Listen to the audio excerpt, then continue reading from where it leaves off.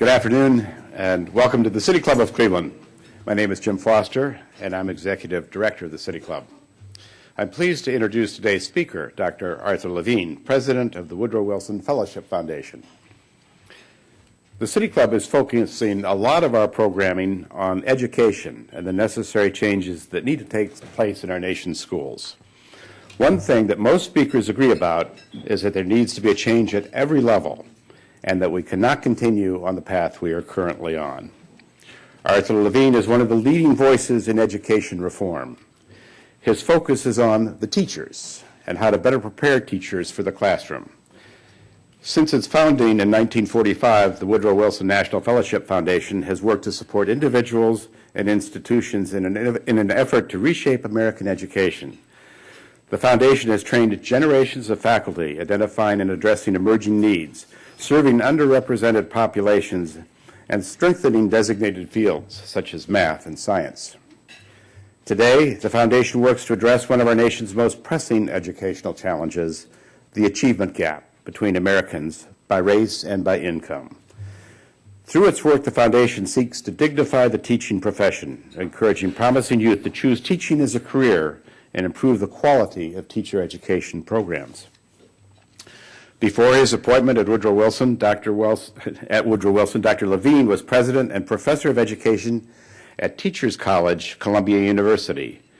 He served as a faculty member and chair of the Institute for Educational Management at the Harvard Graduate School of Education from 1989 to 1994, and has held many other prestigious positions in the field of education. Dr. Levine is the author of scores of articles and reviews, including a series of reports for the Education Schools Project on the preparation of school leaders, teachers, and education researchers. His articles have appeared in the New York Times, the Los Angeles Times, the Wall Street Journal, the Washington Post, and, of course, the Chronicle of Higher Education. He has also authored, co-authored, or edited 11 books, his most recent of which is Unequal Fortunes, Snapshots from the South Bronx with Laura Schreiber. I'm pleased to present, on behalf of the City Club of Cleveland, Arthur Levine, President of the Woodrow Wilson National Fellowship Foundation. Arthur? Thank you very much.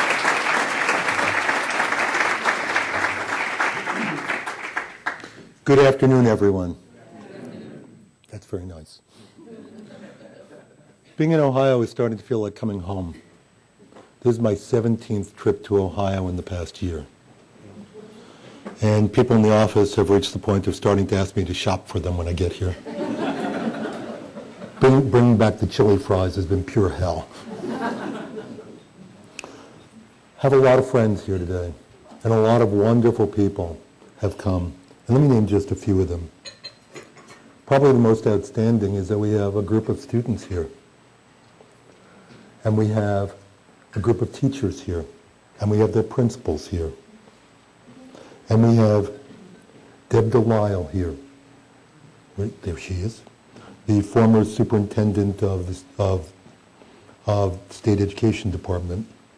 And we have people from the Board of Regents, Stephanie Davidson and Tom Bordenkircher and Brianna Hervit. And we have people from the unions. We have Randy Flora and Deborah Tully. We have people from the foundations that have been our partners here. Bill Hiller from the Martha Holden Jennings Foundation, Ann Mullen from the George Gunn Foundation, Helen Williams from the Cleveland Foundation. And we have our partners, John Carroll University, and we have Father Robert Niehoff, and we have the Vice President for Academic Affairs, and we have enough table space here for most of their faculty and administrators. And we have John Ryan representing Senator Sherrod Brown, and Jessica Williams Norton representing Marcia Fudge, Representative Marcia Fudge.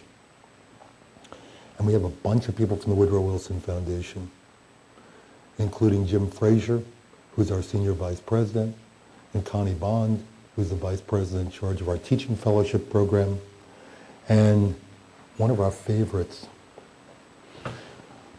who is Benson Lee. What I want to do today, and in the interest of truth in advertising, I need to tell you this. I'm going to follow the traditional pattern here and speak for a half hour. But I guarantee you it'll seem much longer. When I was leaving Teachers College, I got my final course evaluations. And I had one evaluation that said, if I had 20 minutes left to live, I'd want to spend them in Arthur Levine's class. Because every minute with Arthur Levine feels like an hour.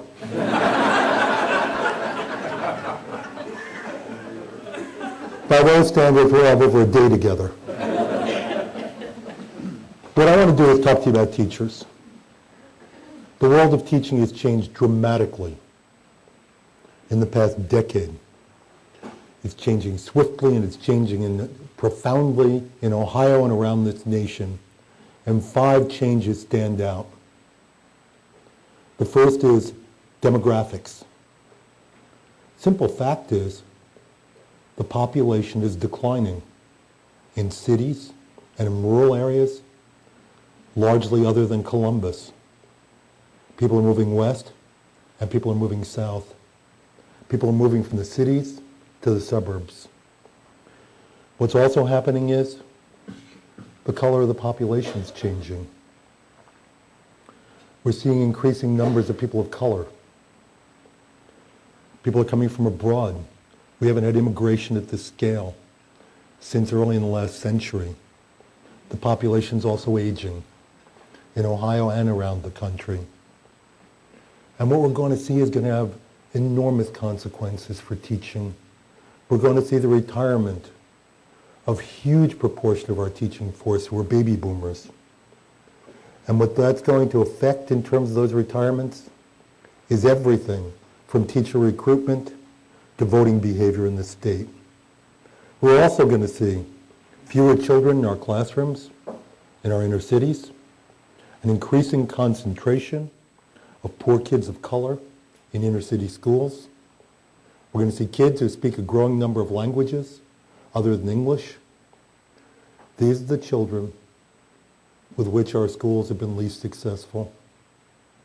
And we're going to see a booming number of children with learning disabilities. The economy. America has moved from an industrial to an information economy. And there's nowhere in which that's more apparent than in Ohio, where it's exacted a hard toll in terms of lost industries, jobs, employment opportunities, and young people seeking futures in other parts of the country. However, Ohio, which has a long history and a tradition of innovation, recognizes that its future rests in developing STEM economy. In the interim, what we're faced with are dislocations and the problems caused by a difficult economy, which is going to bring about increasing teacher layoffs. What's also changed about this economy is that it's a global economy. It's no longer a domestic economy. And what's happening now is if you build an auto plant in Korea, it costs jobs in Youngstown. We're living in a time which young people in Cleveland are being forced to compete for their jobs with children in Bombay, in which instability in the Mideast raises gas prices in Cincinnati and jeopardizes pensions in Akron. Low-level education jobs have disappeared. Once high school dropout was acceptable, the cost of doing business. There were jobs for people who dropped out of school. And those jobs are sufficient to support a family. That's not true anymore. No longer. The result for us educationally is that our children need the minimum of a high school diploma if they're to have any kind of future at all. And what we're going to see is pressure upon schools to raise their graduation standards and rates, and in some cases dramatically, particularly in urban areas. The jobs that do exist require higher levels of skills and knowledge than ever before in history. And what that means is And what it's resulted in is states demanding higher standards for high school graduation and increasing the requirements to do so. We're also seeing changing opportunities in this economy for women and people of color. And the result has been the loss of the traditional populations that have formed the teacher force. On top of that, what we're seeing is, and this may be the biggest change we've witnessed, industrial economies are concerned about common processes. It's the assembly line. And information economies are concerned about common outcomes. Schools are a product of the industrial era. They look like assembly lines. We take kids at age 5, we move them along in groups of 25 or 30 or more these days.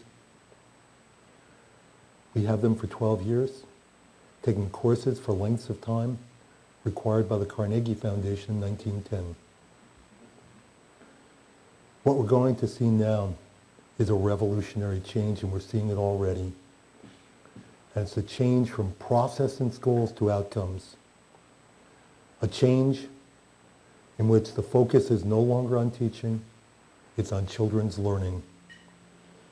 What we're seeing now is states impose that upon their school systems, introducing standards, assessment protocols, and accountability requirements. Technology. So many things exist now that didn't exist when I was a child. I just look around my house. I have a computer. We have a flat screen TV. I have an iPod, an iPhone, an iPad, a Kindle, a DVD, CDs, light bulbs. I just wanted to see if you were paying attention. There are microwaves, there are ATMs. Just how fast it's all changing. When my youngest daughter was much younger, one day she walked into the kitchen, and on the table was an envelope with the Elvis Presley stamp on it. And she walked out and said, "Dad, how do they know what he really looked like?" Okay, one more Rachel story, and then back to the speech. Rachel was studying the 60s in social studies. This was history. This broke my heart. Rachel came home and thought this was a wonderful opportunity to humiliate her mother, to show her mom not only knew nothing about contemporary culture, but knew nothing about her own culture. So Rachel said, "Mom, have you ever heard of Woodstock?" Knowing my wife couldn't possibly have heard of Woodstock. And Linda looked at her and said, "I was there." Rachel processed this and said, "Were you the monitor?" I love being married to the Woodstock monitor. But what the technology is going to do to us, the textbook is going to die. We have the capacity now to form learning materials that are tied to a class that aren't only print but include every other medium. That's coming soon. Not long ago, I was on a cross-country flight. I wished I was coming to Cleveland, but I had to go to California. And what happened was, I had finished the work I'd brought. I'd finished the book I brought. And in desperation, I turned to the airline magazine.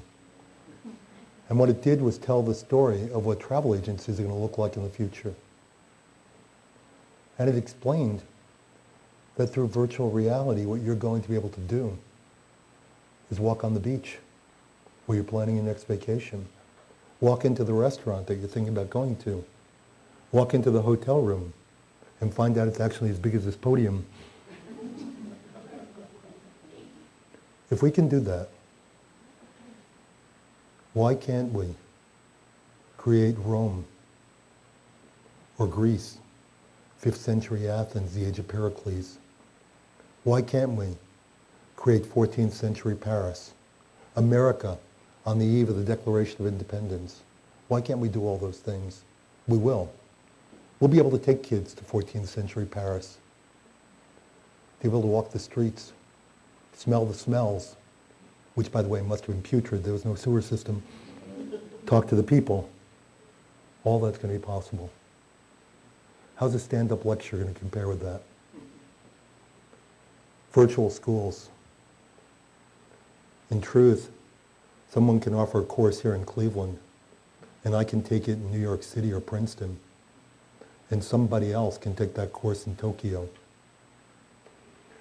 And what happens is I can nudge my colleague in Tokyo and say, you know, I missed the last few words, the teacher's comments.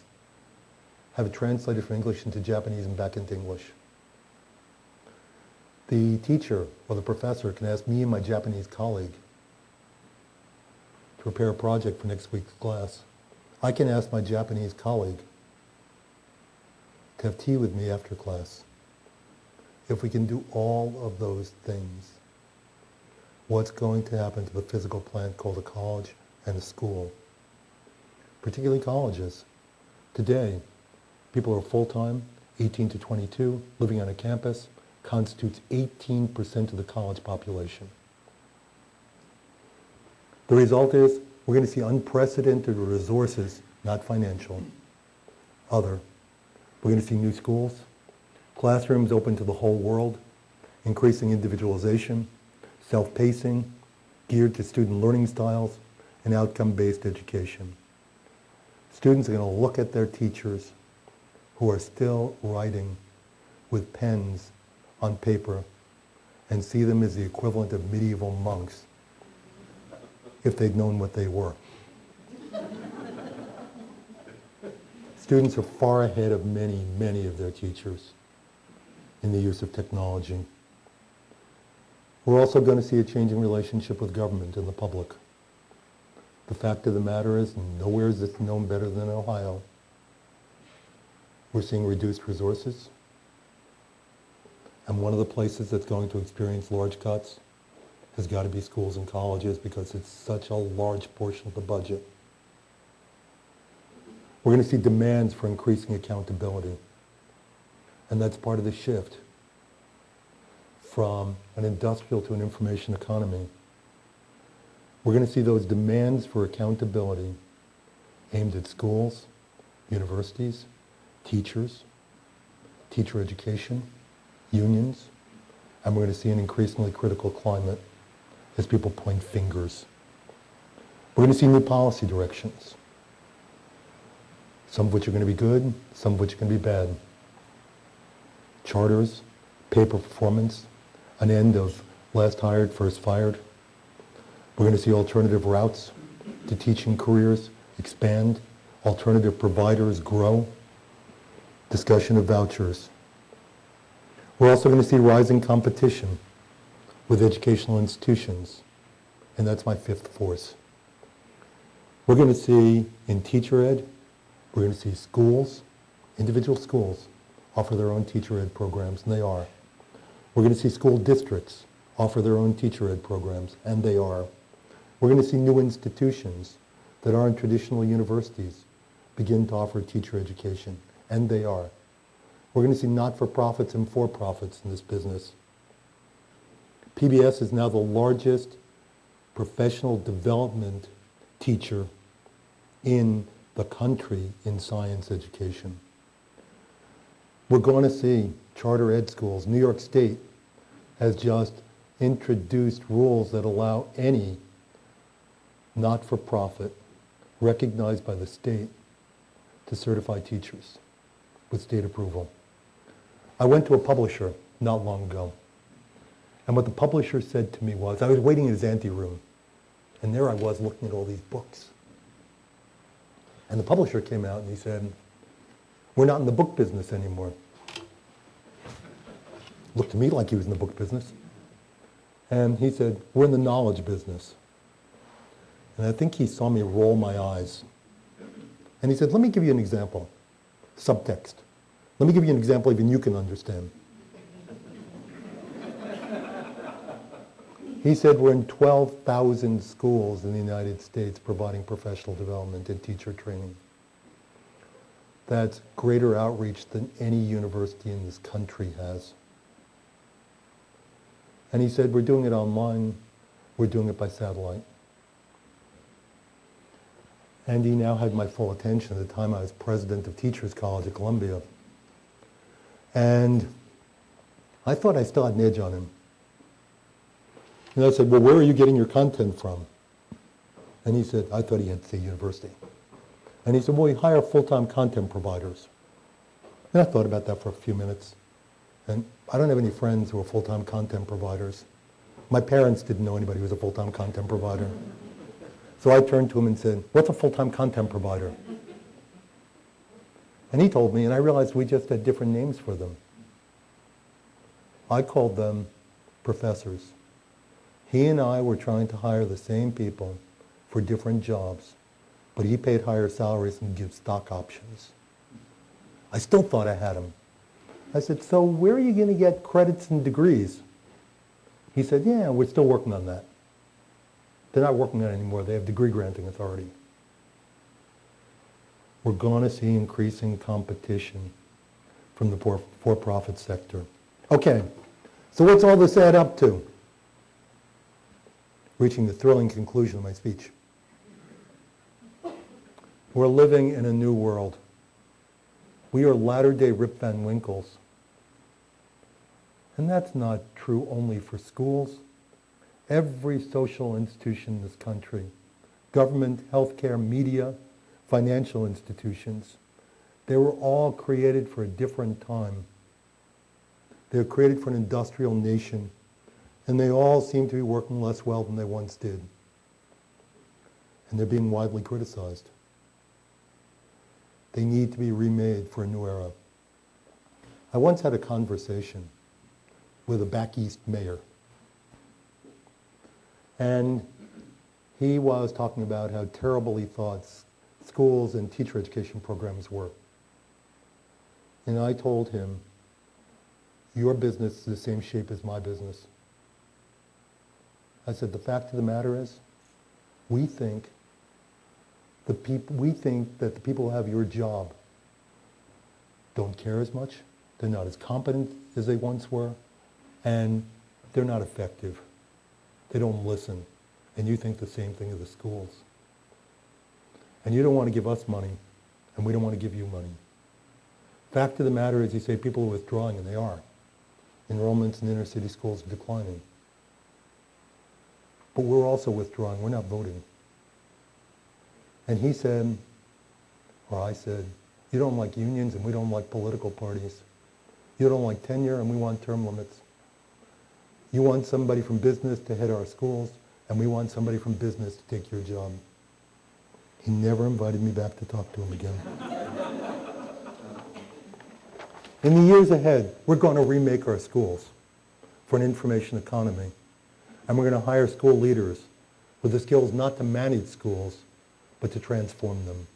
But right now, right this minute, we need a new breed of teacher to educate all of the students, all of a generation, which is the most diverse generation in U.S. history, to the highest levels of skills and knowledge ever experienced.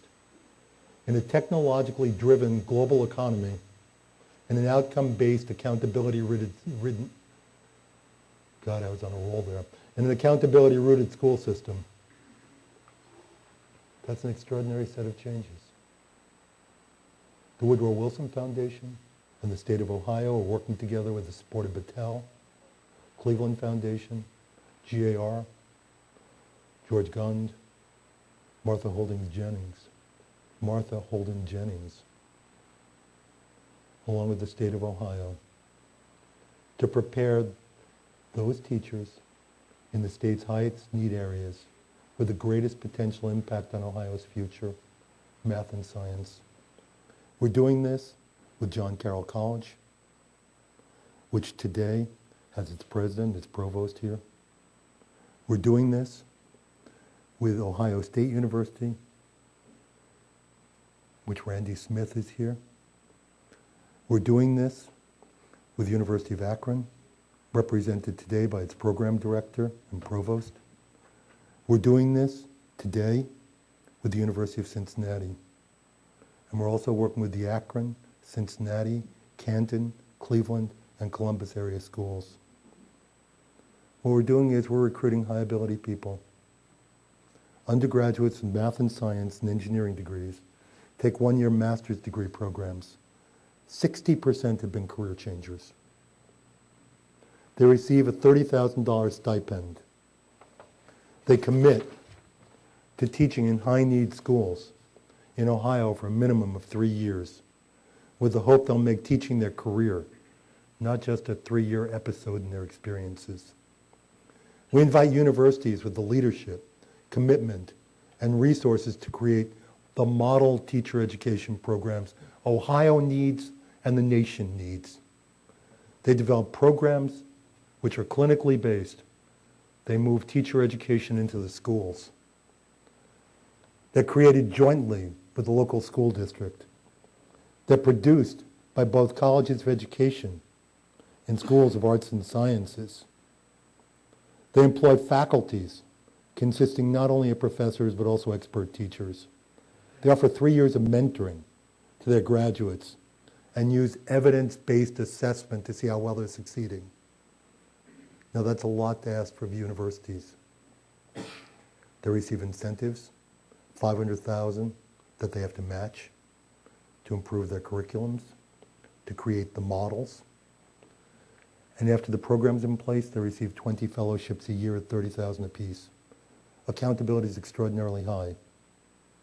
Their MOUs, memos of understanding from university presidents and school district superintendents, they have 18 to 21 months to successfully implement their programs in order to qualify for the fellowships. To make it work, we built a coalition in the state. The governor, legislators on both sides of the aisle, the state superintendent, the chancellor of higher education. And those officers have been extraordinary to us. Universities, school districts, unions, business and philanthropy. We have all the players who are needed to make program change possible and produce the people we need in the state of Ohio. These are hard times. And I'm not a Pollyanna. After 25 years of school reform, we're yet to turn around a single urban district. There are no silver bullets. Education alone is not the answer to all that ails us today. But we know this.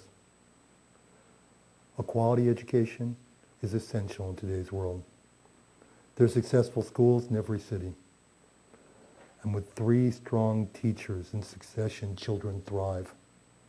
We have the capacity today, right now, to be latter-day Oscar Schindlers.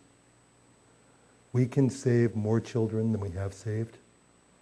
And by so doing, we can create a better tomorrow for Ohio and this nation. That's the challenge, and that's the opportunity before us. And we must succeed, because the future depends upon it. Thank you all very much.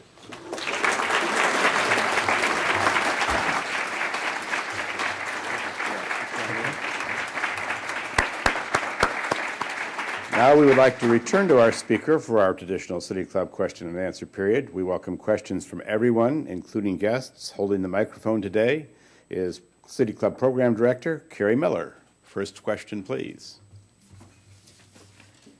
Thank you very much for sharing your experience and vision. It's excellent. 2 quick add-ons. You touched on a lot about what's happening, and you also gave a great synopsis of the vision you see for transforming teacher education. I love the clinical based in the schools, but I wondered if you have thoughts you'd like to share on any changes you'd like to see in teacher recruitment. And also, there's an aspect of being in the schools during the education, but is there an also aspect of partnership with families that you see as being part of the transformation in education? Thank you. I'm going to ask for a favor. You all know who I am now. I don't know who all of you are now. I know a lot of you, but can you tell me who you are? Sure. My name is Stacy Quinn. And what do you do, Stacy? I'm a marketer who loves to volunteer in education and try to help bring about some of this change with everybody else in the room. We really need people like you. Teacher recruitment. Teacher recruitment is harder than it's ever been. Several things are making it hard. Thing number one is we're laying people off, not hiring people. And it scares a lot of very talented people from entering the profession. Second, teachers are receiving a lot of criticism today. The governor of New Jersey was erroneously quoted as saying that teachers were the new welfare queens. What was ironic about it was that it was credible that somebody might say that in this climate. That's the saddest part of this. You don't hear anybody describing doctors or lawyers as new welfare queens. Not that I've heard anybody describe teachers that way. Again, it was erroneous reporting. But the criticism's strong. And we need to remember, teacher isn't a four-letter word. What strikes me beyond that is we've known the things that haven't been appealing in teaching. Working conditions haven't been appealing, particularly in high-need school districts. Salaries haven't been appealing. And teaching doesn't have the glitter of the platinum professions, law, medicine, business. It's one that people embrace because they want to make a difference in the lives of children. They want to save tomorrow. What we found in the recruitment at Woodrow Wilson is that we've gotten some superb people. Matter of fact, we were trying to recruit 60 this year in Ohio. Just 60 math and science teachers, or future math and science teachers. And we had well over 1,000 applications for those positions. And they came from people who had math and science degrees. Again, most of them were career changers. And they were committed to becoming teachers. The world's different from math and science teachers. It's different in two respects. The rewards for not teaching are higher if you're a math or science teacher. And the need is still extraordinary. Ohio is seen as a wonderful place for math and science teachers to go. There's no state that I know of that's made a greater commitment to STEM issues than Ohio has. Much of our support has come from Ohio First support, in addition to foundations. The Board of Regents has been a strong supporter of this effort. What I would say is that we can recruit teachers, we can recruit dedicated teachers. We've made it as hard as we could to do that. By the way, a lot of Buckeyes want to come home, and we're finding a fair number of people from out of state who wanted to join the program because they're from here. Parents. We don't involve parents enough, and I'm going to tell a quick story. I just finished a book about the boy who lives in the bedroom I grew up in the South Bronx, and his friends. And the importance of education, what makes it hard is this. When I lived in the neighborhood, it was working class, there was a superhighway to college. That superhighway has now been covered over, and each kid makes his way through college by him or herself. And in terms of families, education is not something that the kids, we followed he and his friends for 10 years. They're not something that families have a lot of experience with. And the consequence is, I went to open school night one night with Carlos's dad. And I asked him on the way there, what do you want from Carlos? And he said, I want Carlos to be a gentleman. We went to school, and he asked the teacher, is Carlos a gentleman? And the teacher said, yes, never gives me any trouble. Dad got up with a big smile on his face and started heading out. When I asked, can we ask one more question? And he said, yes. And I turned to the teacher and said, how's Carlos doing in school? And the teacher said, let me see. He's failing 4 out of 5 courses. Dad said, but he's a gentleman. Teacher said, never gives me any trouble. Families, not all families, but some families. want the same. I moved into a low-income housing project years ago. I was president of a small college, and I moved into this housing project while I lived in that area. And I spent a lot of time talking to the moms who were largely single. And I asked them, what do you want for your kid? They want the same thing any mom wants for her kid. I want my kid to do well. I don't want my kid to get in trouble. I want my kid to be happy. And I'd say, what about college? And you'd watch their eyes glaze over. I just asked the equivalent of, is your kid going to Mars? It's sort of like offering me a yacht. I don't know what you do with a yacht. It's never going to fit in my living room. Even if it was buy one, get one free, I wouldn't take a yacht. I'm not a yacht person, and they're not college people. I can afford not to be a yacht person. But in America in 2011, you can't afford not to be a college person. So for parents, we have some who are up on the system, ready to go, and can advocate for their children. For many, education is going to be a large part of getting what their children need for the future. Hi, I'm Ray Durbin. I'm a math teacher at Cleveland here. My question is about, I found a lot of inspiration in your words. I'm a career changer, 17 years teaching. I made money before that. I do pretty well now. But my question is about, and I was inspired by a lot of your words, and I see education change. I certainly feel the need for education to change. But I worry if we just leave it up to the market system and to competition. You know, one of the things about America is we were committed to everyone getting an education. And now, you know, as innovation comes, we're just going to educate those where we can do it profitably, have successful outcomes, where the market is there. Do you envision, you know, us being able to educate everyone in America as we have in the commitment, the will, the desire to pay for the education of everyone in America, even where it may not be cost effective? The answer is I don't know. I worry about the same things you worry about. I'm less worried about for-profit education than you are. What I do worry about is, one of the things that's changing is demographic. And the baby boomers have been a large player in terms of the importance of education. And the reason is that we made up the largest voting bloc in America for a very long time. And if we could agree on an issue, which we seldom did, we could make it national policy. And in doing that, we determined 25 years ago that we wanted good schools for our children. And we made education an issue.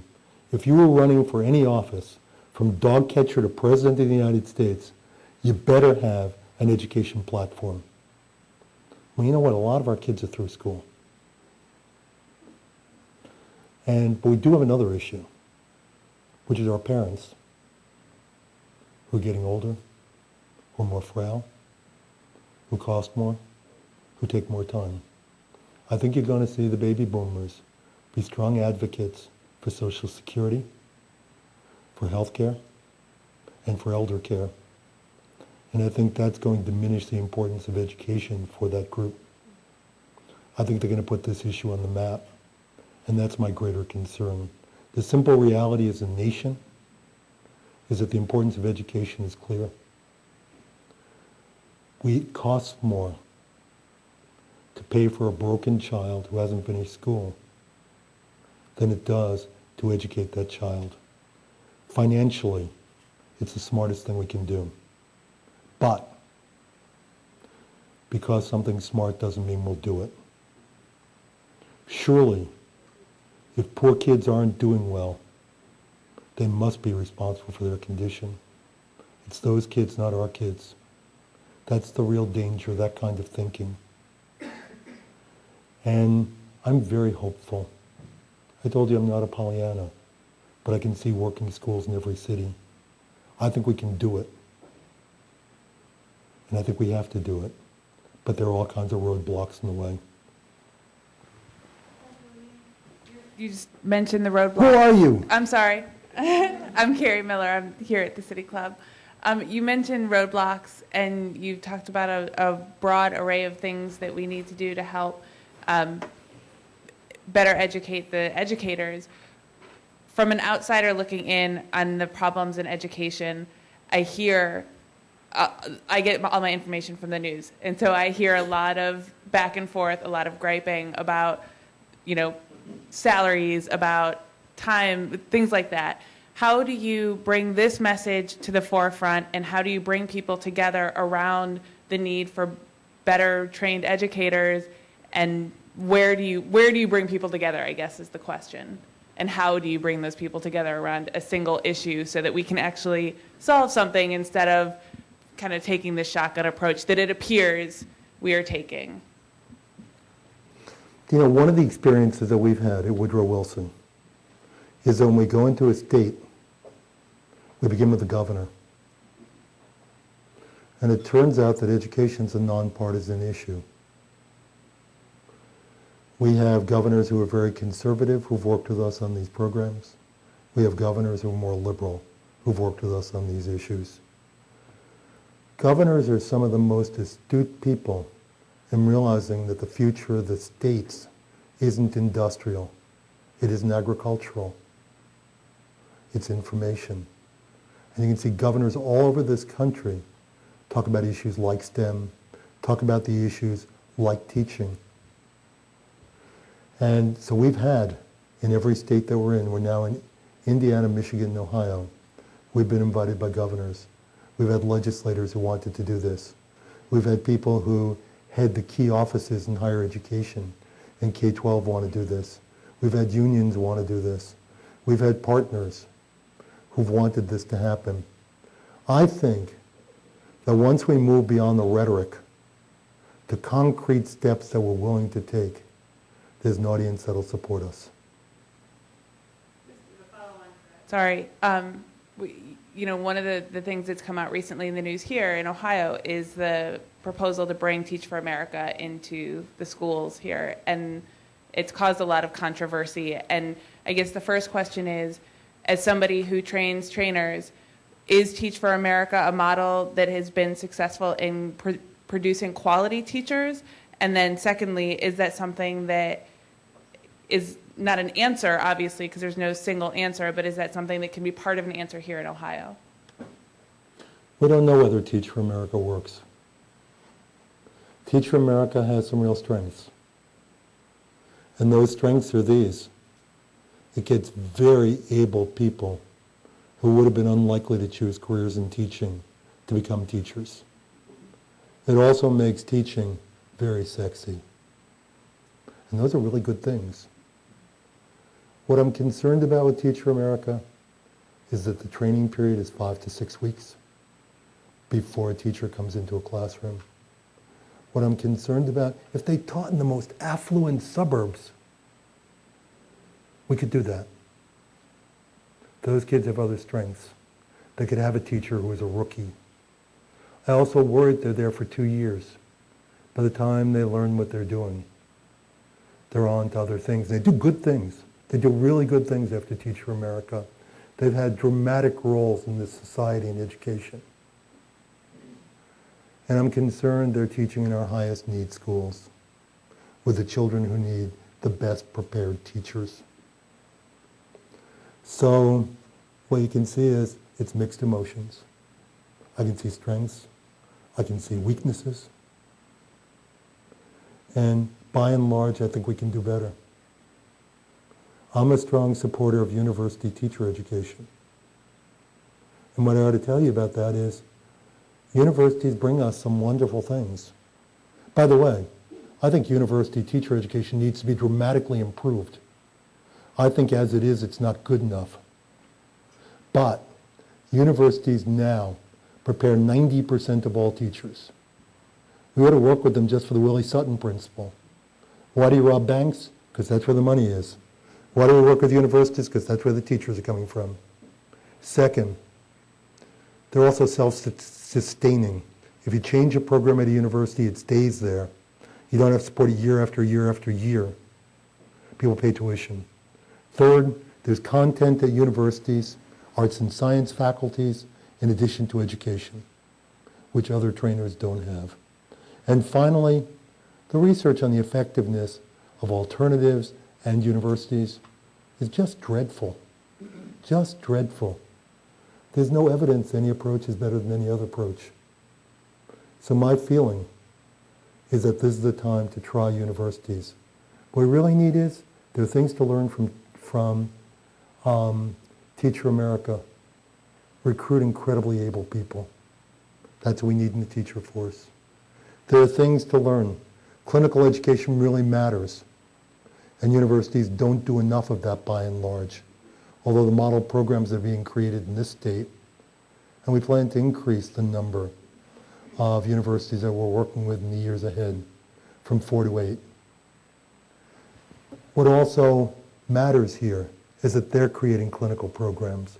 What matters here is that we're seeing school districts work with Teacher America schools and universities. What matters is that we have content from universities entering the program. What matters is that we see teachers who are not simply practitioners or not simply academics. We need both. We ought to marry the two approaches and take the best of each. We ought to focus our efforts on universities. Hi, I'm Natalie Heffernan, and Hi. I'm the Executive Director of the Aspire program at Hathaway Brown School.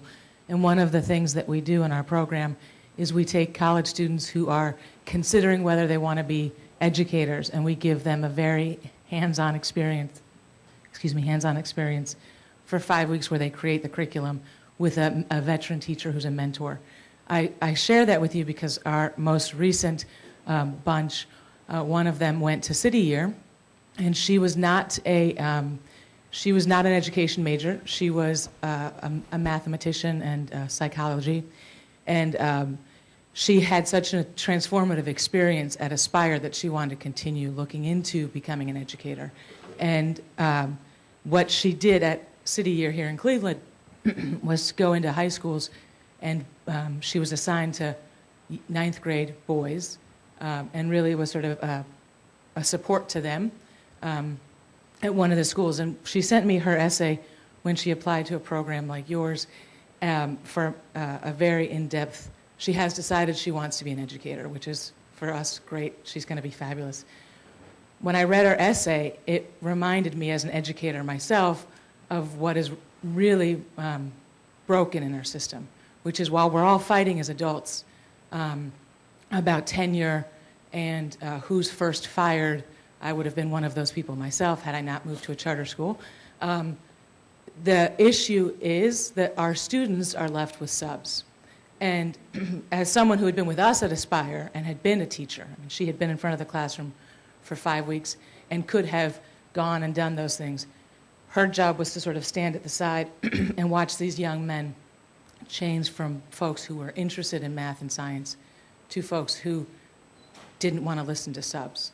And I guess my question is really a bigger one for us as a community in terms of what's most important for these children.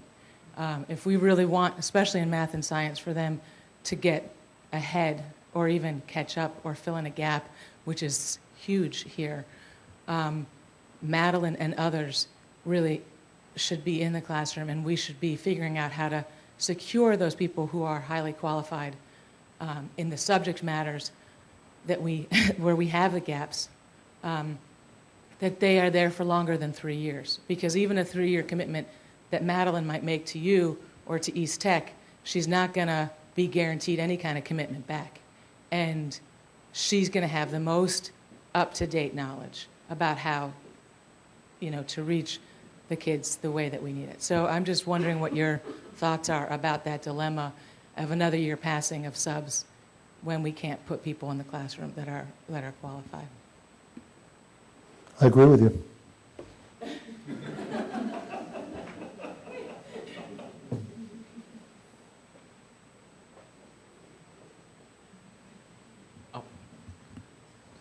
Hi, Arthur. Hiya. Do you really think that the system I was is just broken? kidding. No? The thing that drives me crazy the most about the current climate on anything is sort of the hyperbolic level of the rhetoric. And so my question to you is, how broken do you think the teacher education system is, or the education system in general?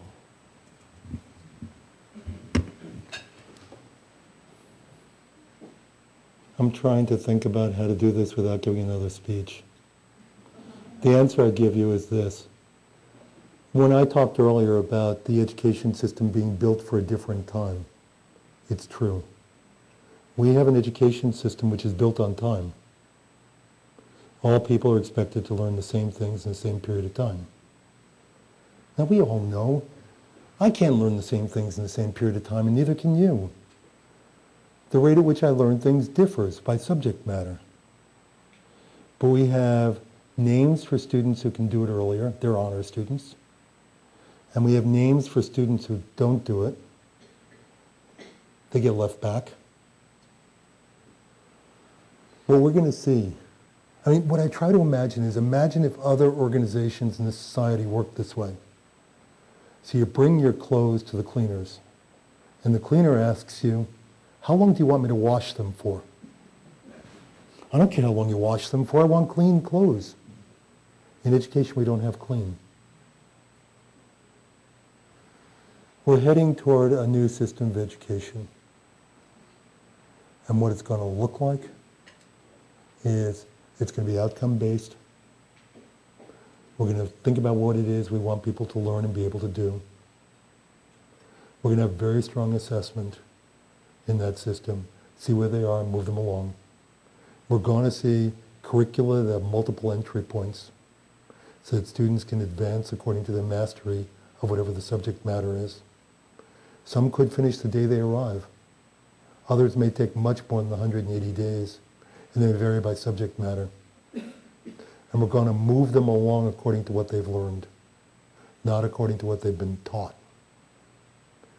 And what we're going to see in this kind of system is a role of teacher change. What the teacher is going to end up doing is having three critical roles. One is prescription. How does Johnny or Mary learn best? What's Johnny or Mary's best learning style? Second, they're going to have the job of instruction. It's instructing themselves. It's managing other forms of instruction. We're going to end up mixing everything we can think about. In-class lessons, tutoring, online instruction. Whatever works best for the kid is the way we're going to teach it. There's a school in New York City that just got started. It's called School of One, and it looks a lot like what I'm describing. So why don't we do this today? We can't. Part of the problem with it is we don't have, brain research is going to advance quickly in the years to come. We need to know more about how students learn to create this school. Beyond that, what we're going to need is, today's teachers weren't prepared for that world, neither were today's administrators, neither is the physical plant that we call schools created for that kind of world. We're going to evolve, we're going to see experiments. And what's going to happen is, by successive approximation, those experiments are going to get better and better and better. We're going to see more schools like that begin to expand. We're going to see more traditional schools, particularly those that are in worse shape, begin to contract. We'll see the money move to the new kind of school. We'll see regulation move to the new kind of school. And that will become the norm. That's going to be decades and decades away. With every social institution I talked about, what we're doing now is trying to fix it or reinvent it. We're trying to fix it or replace it. And the place in which it's happened most profoundly has been in media, because media is consumer directed, and you can see what people want. What is happening right now, when we look at the programs that we have, we're trying desperately to fix our existing schools. And we have a series of programs. We have programs like Teach for America that say, if you can change the way they're prepared, and you can change the way in which they're recruited, we can improve those schools. We have programs like charters, which say if you can change governance, you can change those schools. We have programs like KIP, which say if you change the curriculum and you change the calendar, we can fix those schools. It's temporary. Those schools, what we're doing now is Schindler's List kind of change. By improving the schools, by making the kinds of changes I just mentioned, We're going to save more and more and more kids. But we're heading toward a dramatically different model of education. And what's extraordinary about this group, sitting in this room, is that we're the generation that gets to save more people than have been saved before. And we're the generation that gets to dream about what schools look like for tomorrow. What's exciting about this is no generation in the past century has had the capacity to shape the future for our children to a greater extent than we have. It's a great responsibility, but a wonderful opportunity. Thank you.